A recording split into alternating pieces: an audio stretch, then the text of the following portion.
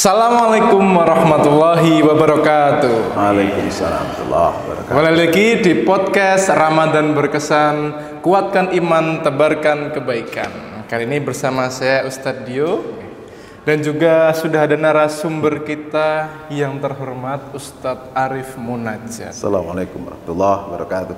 Ya, kali ini kita akan berbincang santai saja Ustadz mengenai dinamika selama puasa. Iya, sudah dapat berapa hari Mas? Udah dapat sekitar 7. Apanya? 7 podcast, bukan 7 bolong, Tat. Kalau puasanya sudah 22 ya. 22 alhamdulillah. Iya, nanti malam 23 ya. Malam 23 itu malam ganjil, biasanya malam Lailatul Insyaallah. Insyaallah. Itikaf jangan lupa. Oke, berdiam diri di masjid, Bukan di angkringan. angkringan, terus HP-nya miring kan. HP ini jejek gitu. Ngeten Tat, kan akhir-akhir ini itu ada sebuah tren di dunia maya, Apa apalagi itu? di sosial media itu velocity, Ustaz. Opo kuwi Mas? Velocity niku dung tak ngoten niku Tat. Sing isine itu terus kayak ngoten niku Tat. Di mana tempatnya? Di sosial media, Ustaz. Enggak, Mas Dewi apa di ruang terbuka atau di ruang di tertutup? ruang tertutup biasanya itu selingan buka bersama. Habis itu harus ada kegiatan wajibnya adalah membuat jedak-jeduk tren velocity ngeten-ngeten niku. Goyang-goyang. Goyang-goyang Ada Ustaz. musiknya. Ada musiknya, goyang-goyang, nanti patah-patah gitu.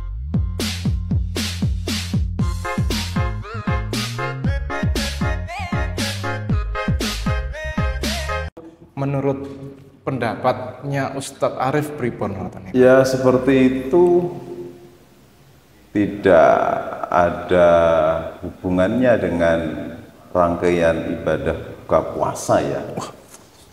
Tadi apa istilahnya Mas? Velocity. Velocity Ustadz. Velocity. Kalau memang tujuannya untuk buka puasa ya harusnya harus menjaga betul suasana di situ, karena itu kan ibadah ya. Berbuka puasa itu Buka ibadah. puasanya ibadah Ustaz. Menunggunya ibadah. Menunggunya ibadah. Dan suasana di situ orang-orangnya sedang melaksanakan ibadah. Harusnya suasana itu mempengaruhi situasi, kondisi, kemudian juga apa yang dilakukan, memang mendukung ibadahnya itu terjaga, artinya tidak berkurang pahalanya, apalagi sampai rusak pahala puasanya. Jadi kalau istilahnya Ustadz Dio tadi dengan velocity yang kemudian ada jeduk-jeduk, goyang-goyang, kemudian sampai ikhtilat, tahu nggak ikhtilat? Ikhtilat itu apa kan? Nah, ikhtilat itu bercampur. Wah, nggih Ustaz. Niku Campur cowok cewek antara ngoten nggih. akhwat dengan akhwan, kemudian joget-joget, apalagi sampai berdekat-dekatan. Nah itu maksiat. Maksiat Ustaz? Maksiatnya Maksiat, sangat Masya Allah. jelas. Maksiat nggih, pemirsa ya. Maksiatnya sangat jelas dan itu merusak betul. Sudah merusak ibadah puasanya, bisa merusak akhlak, bisa menjadi kegiatan yang malah ya merugikan. Artinya orang di luar menilai itu buka puasa kan umat Islam. Buka puasa itu kan karena rangkaian ibadah puasa untuk membatalkan puasa. Tapi dengan ada velocity-nya tadi malah bisa mencederai, betul ya? Mencederai. Mencederai kesan ibadah di bulan Ramadan yang harusnya ada kebaikan, nilai ibadah yang didapatkan, tapi malah Berarti kesannya. bukan pada tempatnya ya Ustaz? Tidak pada Kalau mau velocity nggih velocity sendiri, buka Kalau- bersama, kok pripun? mending nggak usah ada. Oh, enggak usah sekalian. Enggak usah sekalian. Nggak usah menyendirikan velocity dengan ibadah. Oh, berarti tidak usah sekalian Karena ya. kalau memang seperti yang dicontohkan praktikkan oleh Ustadz Dio tadi, jeduk-jeduk, kemudian goyang-goyang, kemudian di situ bercampur antara cowok dan cewek, itu kan bukan mencerminkan adab akhlak Islami. Itu jelas-jelas budaya non-Islam, budaya yang tidak mencerminkan nilai-nilai ajaran Islam, akhlakul karimah, yang bisa merusak mungkin perilaku pribadi seorang muslim. Soalnya kan mungkin sekarang lagi Sekarang memang trending. baru banyak begitu. Oke, baru banyak Ustaz. Jadi ketika buka sosial media yang muncul ya tren itu, Ustaz? Kemasannya buka puasa. Nah, mungkin karena momennya ngumpul bareng-bareng, jadinya yuk buat velocity yuk gitu mungkin, Ustaz. Itu tetap tidak tepat dan tepat, tidak ya, bisa dibenarkan. Maka bagi remaja muslim, bagi remaja remaji ya yang masih sekolah di tingkat SMP SMA, tentu ya harus bisa memilah dan memilih. Bisa selektif di dalam memilih teman, selektif dalam mengikuti kegiatan, jangan sekedar ikut-ikutan gitu loh Mas Dio. Oke, lanjut Ustaz. Tadi kan sudah ada tren velocity. Terus sekarang itu rangkaian buka bersama, itu seterusnya ada hevan-hevannya Ustaz. Ada dangdutannya. Astagfirullah. Jadi kita sudah berhasil nih melahan lapar dan minum seharian, kita buka bersama, kita rayakan dengan dangdutan, ada geseng nyanyi bareng tak Ustaz niku pripun Ustaz? Kok malah rada kepripun nggih? Agak gimana gitu loh kesannya. Melenceng. Sangat melenceng jauh. Karena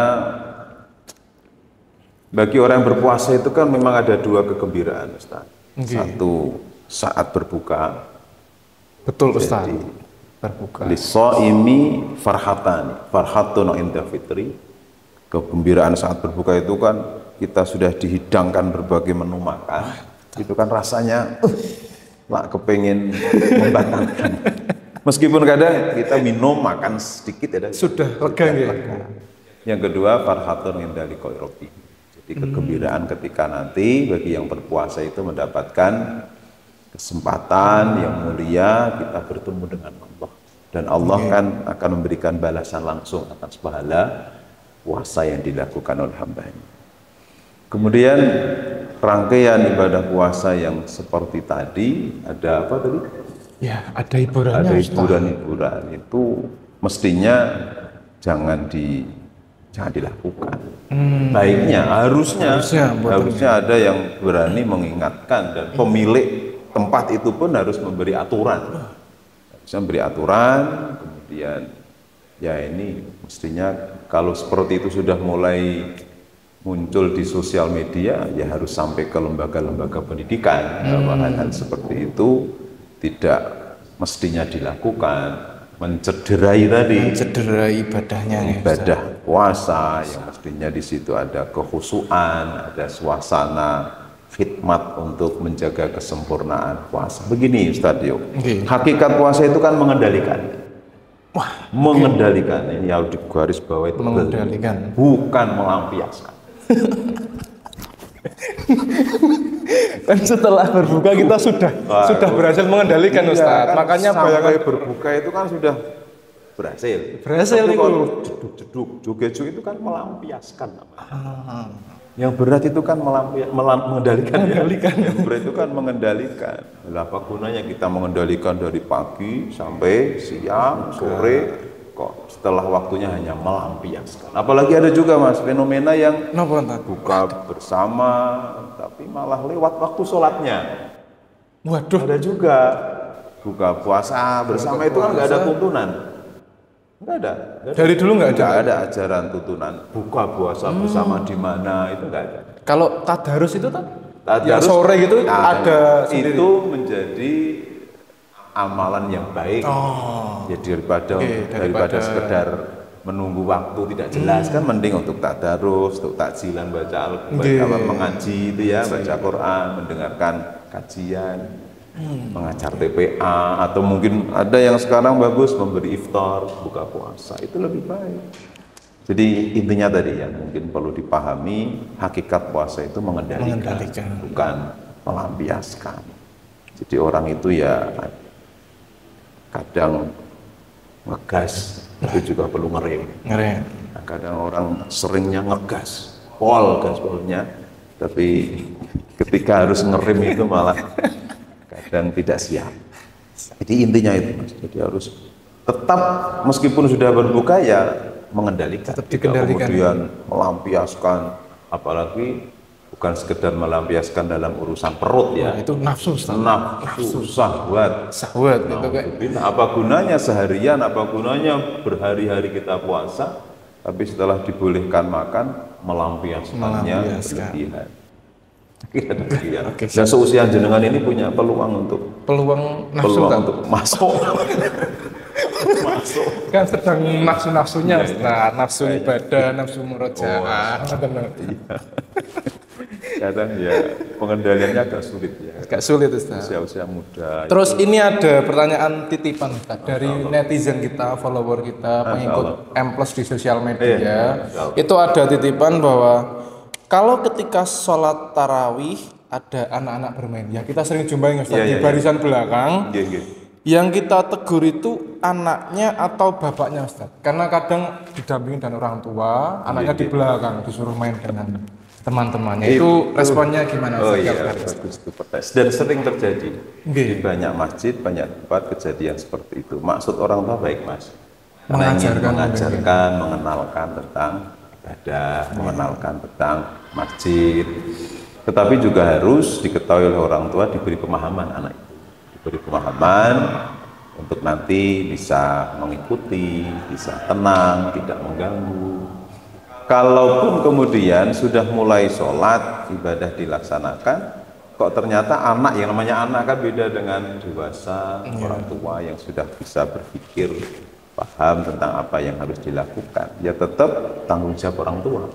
Tanggung jawab orang tua, kalaupun kok kayaknya mengganggu, anak itu lari-lari mungkin depan orang sholat, atau mungkin lari-lari sambil bawa mainan, atau kejar-kejaran, atau mungkin nendang jamaah liane itu. Kadangnya ada yang nginjak kepala nih juga. Kepala masuk ning sarung. Pas sholat mlebu ning sarunge jamaah. Jebul mboten bapak. Bukan ayahnya. Jebul itu bapakne. Jebul itu sarunge bapakne. Kaya ngapa rasane sing keleboran sarung. Ya itu. Harusnya si ayah tahu diri, boleh mufaraqah. Mufaraqah itu membatalkan sholat. Terus membawa pulang gitu? Iya, dikondisikan anaknya begitu demi untuk menjaga ketenangan dan kekhusyuan dalam sholat jamaah tadi. Dan juga mestinya peran imam itu penting.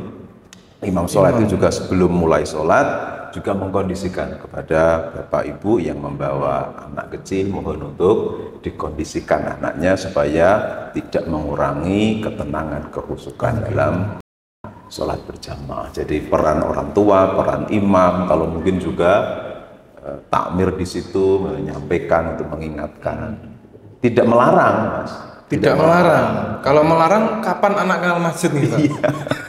Karena kalau melarang dibentak, dimarahi, dipentung, nah itu nanti yang terkesan di memori anak itu masjid itu galak-galak. Sehingga yang terkesan itu ya nanti ketika remaja dewasa tidak berani ke masjid. Karena ketika kecil kan ingat dimarah-marahi. Pernah dimarahin gitu. Apalagi disuruh pulang, apalagi sampai dipentung. Namanya anak kan belum bisa berpikir dewasa seperti orang-orang dewasa umumnya. Saya kira tadi peran orang tua, imam itu memberi pemahaman kepada anak. Kalaupun terpaksanya tadi harus membatalkan sholat pun tidak apa, demi menjaga kekhusyukan, ketenangan dalam sholat berjamaah. Saya kira demikian.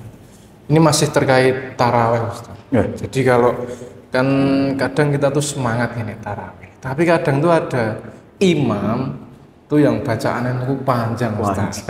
Mungkin di usia-usia muda itu kan masuk masjid itu sudah termasuk prestasi itu. Itu sudah wah bersyukur banget ada orang-orang anak muda itu masuk masjid ikut jamaah. Tapi kok pas di masjid suratnya itu nggih ngapunten Ustaz, mohon maaf itu kok terlalu panjang Ustaz. Jadi di hari selanjutnya semakin berkurang Ustaz. Masyaallah. Niku pripun Ustaz? Yang disikapi itu remajanya atau imamnya?